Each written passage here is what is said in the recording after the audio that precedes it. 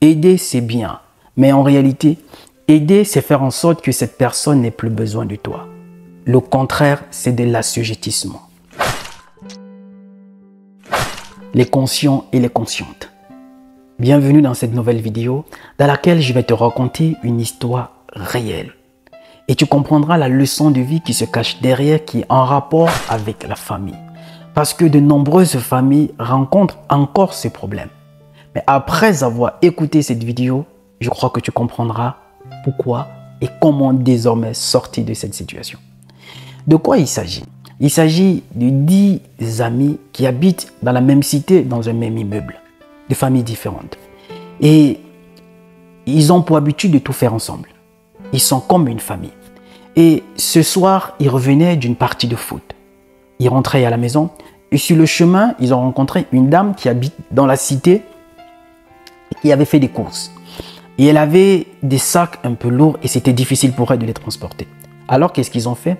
Ils ont aidé cette dame à transporter ses courses jusqu'à chez elle à la maison.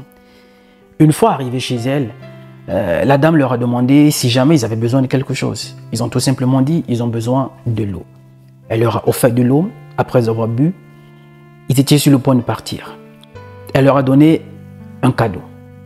À chacun, elle a remis 10 €. Tellement contents, ils se sont précipités dans un McDo et ils ont mangé un burger et chacun avec un coca. Et ils étaient très heureux.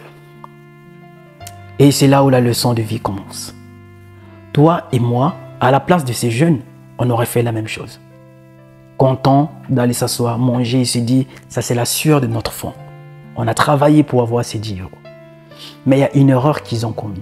Et la plupart des familles commettent encore cette erreur aujourd'hui. Peut-être que toi aussi. 10 €.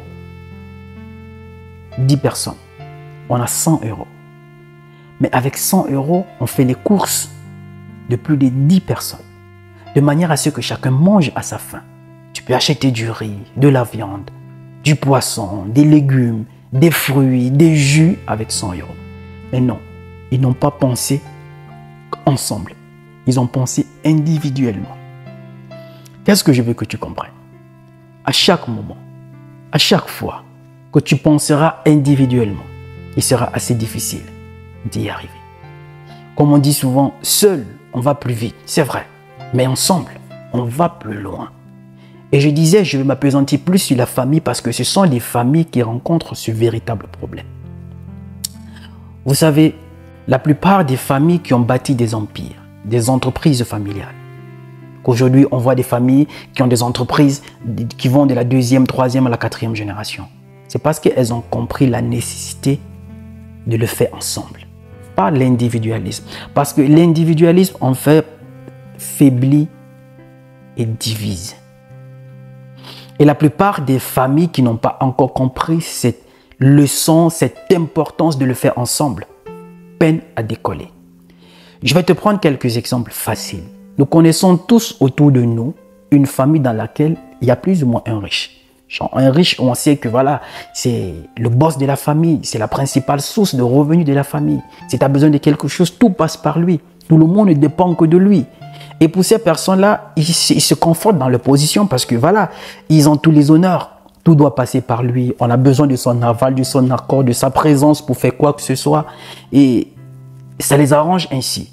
Mais je ne sais pas si c'est de l'ignorance ou bien de la mauvaise foi, mais on oublie une chose. Le fait d'être seul, la seule source de revenus pour la famille.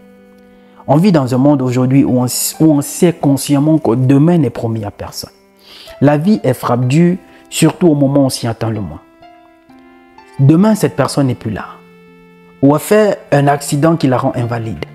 Elle n'est plus capable d'être la source de revenus de la famille. Qu'est-ce qui se passe pour la famille? La misère s'installe. La galère prend surface. Nous connaissons tous des familles qui du jour au lendemain, parce que cette personne, considérée comme le boss, la principale source de revenus de la famille n'est plus là, toi et moi, on sait les réalités que vit cette famille de nos jours.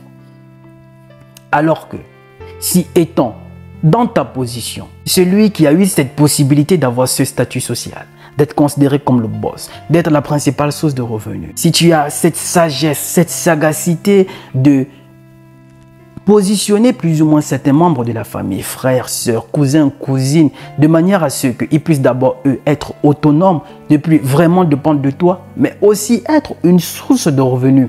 Pour la famille, ça fera en sorte que le fardeau, les charges, la responsabilité de toute la famille ne repose plus seule sur tes épaules, mais sur vos épaules ensemble. Parce que vous avez essayé de diversifier vos ressources pour apporter une force à la famille.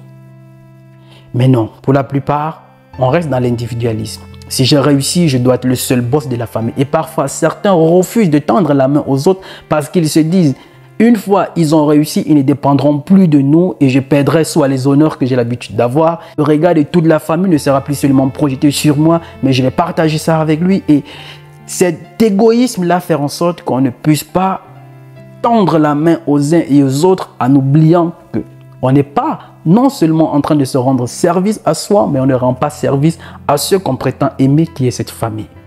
Parce que quand ils ont besoin de toi, tu es présent. Tu aides. Tu es toujours là. Peut-être que ça te conforte dans cette position d'être le big boss de la famille. Mais as-tu pensé un seul instant si demain tu n'es plus de ce monde? Tu n'es plus en activité?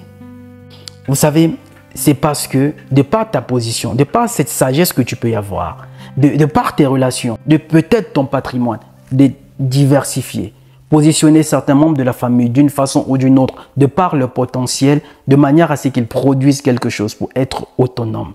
Et que plus tard, pourquoi pas réunir vos ressources pour bâtir l'entreprise familiale, l'empire familial. Nos générations qui viendront plus tard vont juste se battre pour que ça reste perpétuel. Voilà pourquoi vous entendez le plus souvent, on parle des entreprises familiales qui vont de la 2e, 3e, voire 4e génération. Parce qu'elles n'ont pas pensé à l'individualité, à l'individualisme. Non, elles ont pensé à le faire ensemble. Et cet individualisme, on le rencontre plus dans notre communauté afro. Parce qu'on est tellement égoïste qu'à partir du moment où l'un a réussi, se considère comme le boss, il faudrait que tout le monde soit assujetti à lui. Que ce soit dans le cadre familial ou même avec des amis, on apporte souvent de l'aide, soit à un ami, on sait que lui là, il n'a pas de boulot, et des membres de la famille, des cousins, des cousines qui n'ont pas de situation, à chaque fois on leur apporte de l'aide. C'est vrai, c'est logique et c'est normal. Mais il y a une chose que toi qui as peut-être cette position, qui est considéré comme le boss de la famille, aider c'est bien, mais en réalité, aider c'est faire en sorte que cette personne n'ait plus besoin de toi. Le contraire, c'est de l'assujettissement. C'est pourquoi je me suis servi de cette histoire de ces jeunes pour te passer cette leçon de vie. Individuellement, certes, tu pourras peut-être faire des choses, mais je crois que ensemble, vous irez plus loin. Il y a des familles aujourd'hui qui ne se retrouvent que lors des événements malheureux, lors des décès. Mais on ne se retrouve jamais quand c'est un événement heureux. C'est vrai, dans une famille, on peut y avoir des divergences d'opinion. On peut avoir des malentendus, on peut y avoir des disputes, on peut y avoir des prises de tête. Mais cet amour qui règne dans le mot famille doit être au-dessus de nos différends. Parce que si on ne peut pas avoir de la force, on ne peut pas avoir cet amour solide pour aller chercher des solutions pour résoudre nos problèmes de famille, on ne mérite pas de s'appeler une famille. La famille, elle est unique et irremplaçable. C'est la petite leçon de vie que je voulais partager avec toi via cette courte histoire de ces 10 jeunes de la cité. Si elle t'a plu, laisse-moi tout simplement ton pouce bleu. Mais si tu n'es pas encore abonné, c'est le moment de le faire. Mais je vais te demander un service. Partage cette vidéo au maximum autour de toi. Identifie les frères, les sœurs, les cousines, qu'ils puissent comprendre qu'individuellement, ce sera assez difficile d'arriver. Mais si on dit famille, c'est ensemble. Et c'est justement ce qui définit la famille. Ensemble.